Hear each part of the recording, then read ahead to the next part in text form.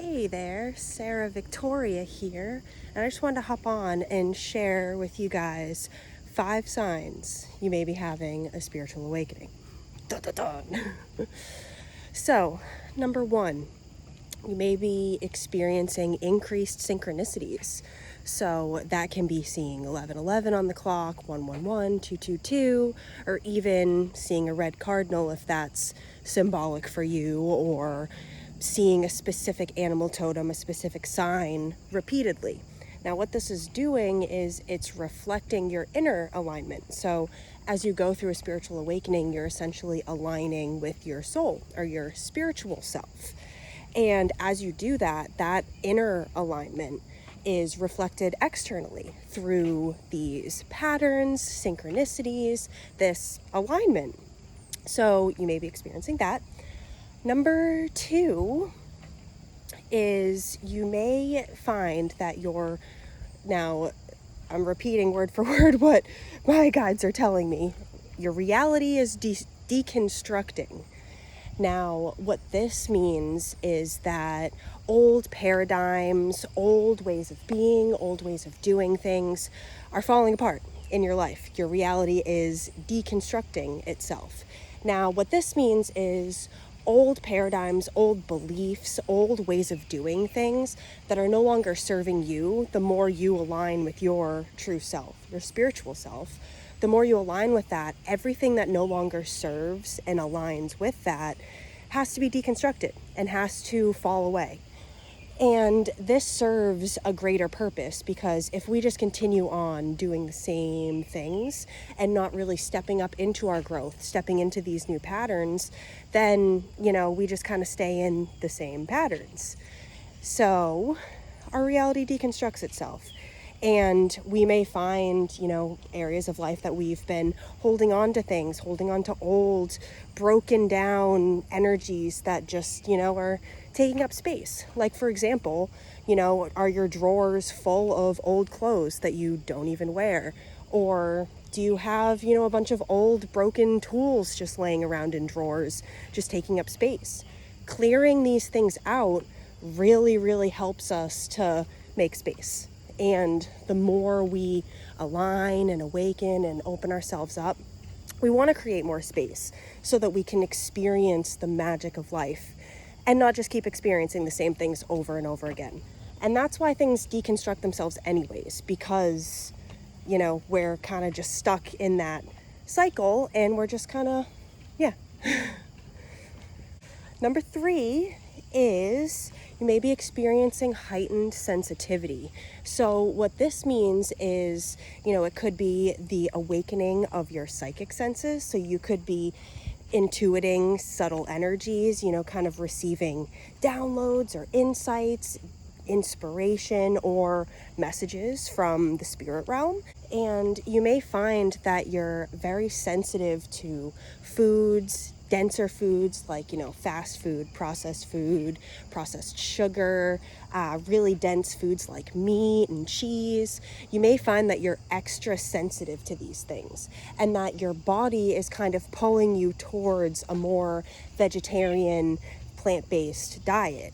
Now, this could just mean, you're really craving to, eat more carrots. Stupid example, I know, but usually our body guides us to what we need. And when we are going through a spiritual awakening, we're more in tune with our bodies because we're actually listening in.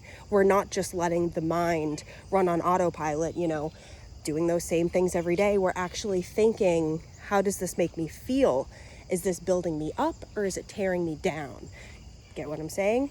That's also comes with that reality deconstructing, things, are getting broken down that are bringing us down, not helping us elevate and step up into this higher vibration. And so with this increased sensitivity, I mentioned food. You may find yourself kind of pulled away from certain substances that you used to, work with, whether it's, if you've been smoking a lot of weed, you may want to find that you're kind of just like naturally not really wanting to do it anymore. Smoking cigarettes or vaping, you may kind of just be like, this just isn't really aligned with me anymore. And it's because of that heightened sensitivity. You're really sensitive to the things that you're consuming, even on TV. Like, you may find that you can't really watch horror movies or, reality TV or kind of these really dense TV programs because you're trying to elevate, or I wouldn't say you're trying to elevate your frequency. You're kind of just naturally elevated. And that's where this sensitivity comes from, because the more light you can hold, light, the more light you can open yourself up to, which light is just kind of another term for spiritual energy.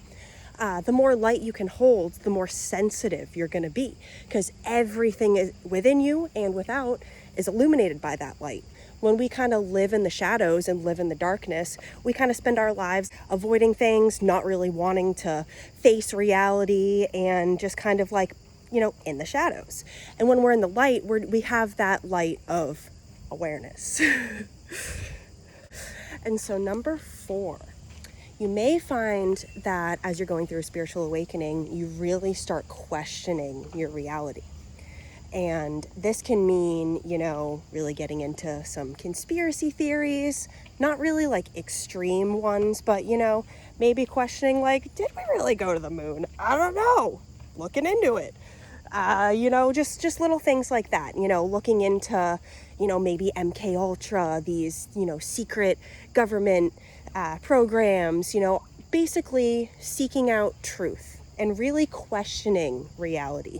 Looking behind the veil of illusion, behind what we're shown on TV. What is being masked? What is behind the mask of pop culture and everything? Because many of us, when we go through this awakening, we kind of have a feeling that there are these illusions around us, that like this reality isn't all there is, that there's more to that.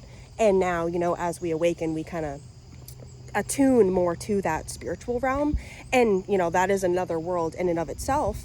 But then we have this sort of inner guidance system that comes online very strong and kind of guides us to like look into certain things and really like question, is that really true for me, or is this really serving me, or what's really going on beneath the surface? Because we're really discovering that there's this concept, I forget exactly where it comes from, sorry, but as above, so below, which means everything that is external is also mirrored internal. And we can see that in nature. Like, we can see how, the trees and the roots really mirrors our lungs, looks just like them. And trees give us the air that we breathe. So this as above, so below concept, it basically means that as we kind of deconstruct these illusions that we have within, some of these illusions being, like that death is the end, that, there's nothing after this, that, there's nothing more than the physical, that, we're just a bunch of egos fighting it out for survival. And, once we kind of begin deconstructing these illusions within, we start to really question what is actually possible for us without. And you may find yourself really questioning the mainstream narrative. Like, are we just being led in circles, just, sort of a divide and conquer technique where we're just kind of kept fighting with each other and kept judging each other, fighting with each other and judging each other. Judging each other, why can't I say this? And the last one, number 5. You may find that as you're awakening, you take an interest to natural healing. So spending some time in nature, working with the mineral kingdom, crystals, crystal healing, feeling the vibrations of all these different stones, working with crystals to heal your energy body and to work through any blocks that you may be coming across as you're doing your introspection and your shadow work. Basically, crystals all hold a unique vibration. Even rocks in the forest have a vibration.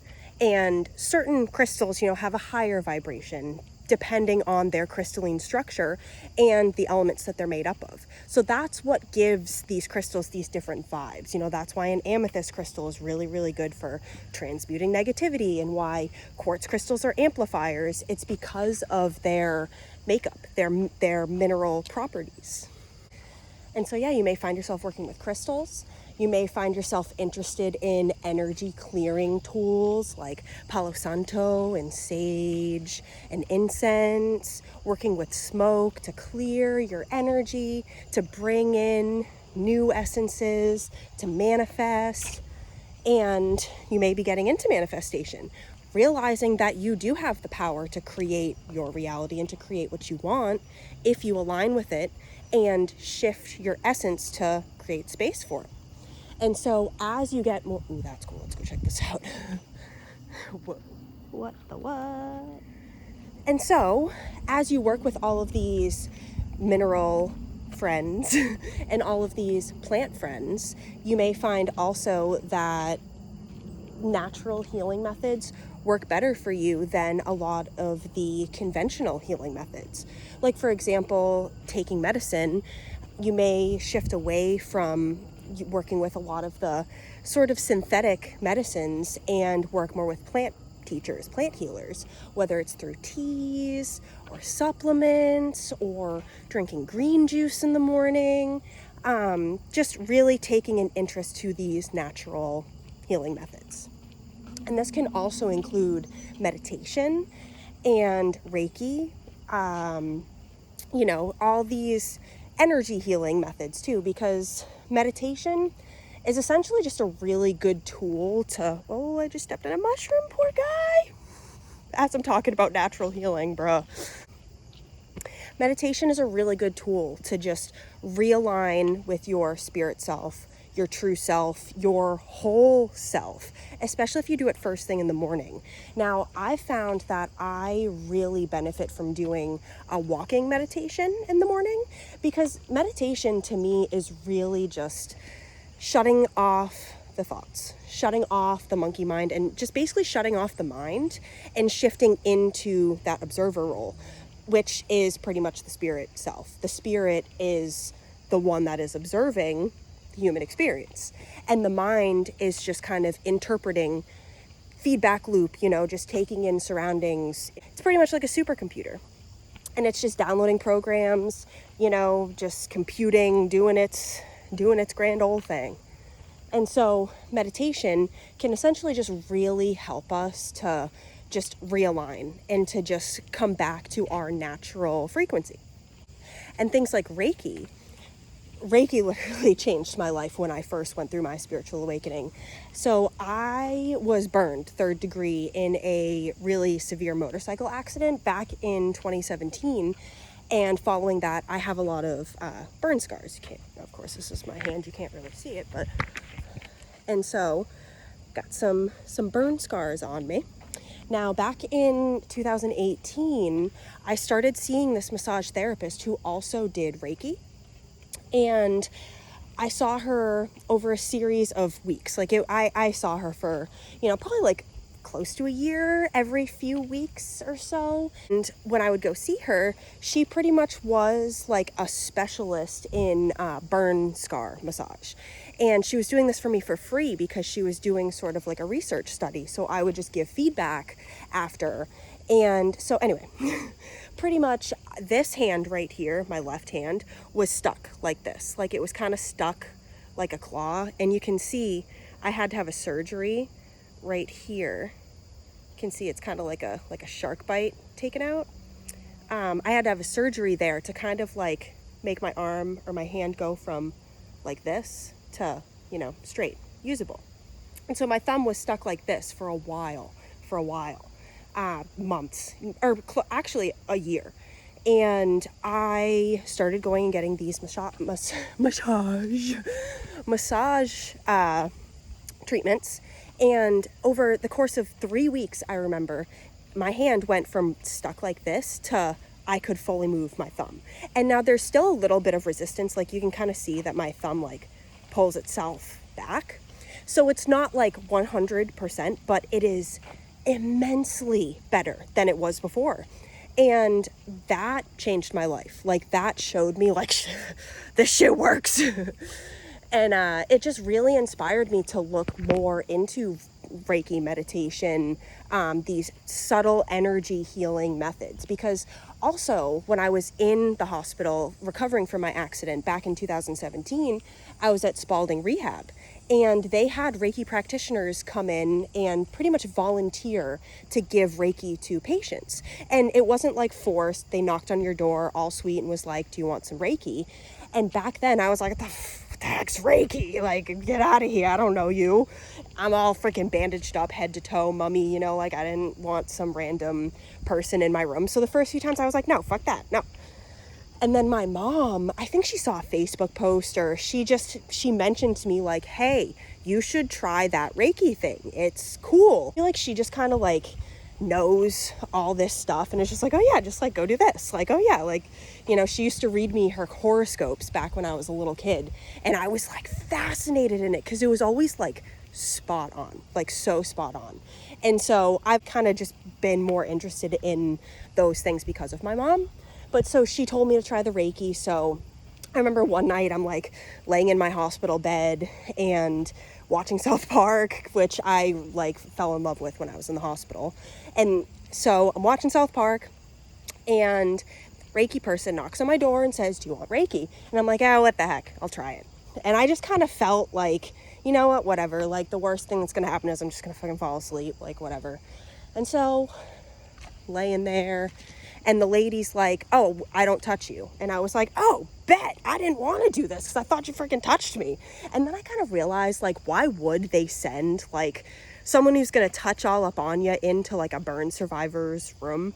You know, like, we have burn scars everywhere. Like, you don't want to get touched. So, like, that's when I kind of realized, like, oh, my mind kind of created this version of Reiki that I thought it was. Like, I thought it was some, like, massage thing. So I was like, no, like I totally rejected it. And that's why I was like, no, fuck that. And so she's doing her thing, you know, she's putting her hands over certain spots. And I could like feel the energy kind of starting to flow. And I didn't have words for it at the time, but I could like actually, you know, feel something. And it really relaxed me. I pretty much know now that she placed her hands over my meridian spots. And so she was just kind of like sending chi, life force energy into these spots, kind of like just giving me healing energy. And so she does her thing. After she left, I definitely felt more relaxed. But like I said, it was like more than that. And I didn't have words to explain it back then because this was honestly one of my first kind of like spiritual experiences, other than like, you know, paranormal things like, you know, freaking ghosts knocking crap off the table, or, you know, I have a plethora of stories about that from my childhood, but this was my first like really experienced like soulful spiritual experience. And so I kind of didn't really think much of it because I just didn't have the words to explain it. So I just like put that in the back of my mind for a while. And then when I awakened, I realized like, oh shit, I got Reiki in the hospital. Damn. And, you know, that kind of just like brought back all this like, wow, everything happens for a reason. Like, you know, if I wasn't introduced to that back then, you know, would I have really pursued these things later? Because yeah, you know, I kind of feel like that created a little bit of trust in that, in the holistic side of things for me. And even though I didn't totally dive into it until probably a year later, you know, like November, December of 2018 is when I really started to like look into these things. But yeah, you know, everything happens in divine timing. So, but anyway, I hope you enjoyed this video talking about spiritual awakening. Feel free to tune back in with me, Sara Victoria, for more spiritual guidance, knowledge about consciousness, spirituality, metaphysics, the paranormal, all that jazz, and occasional nature walks, because we love nature. All right, guys, much love. Peace.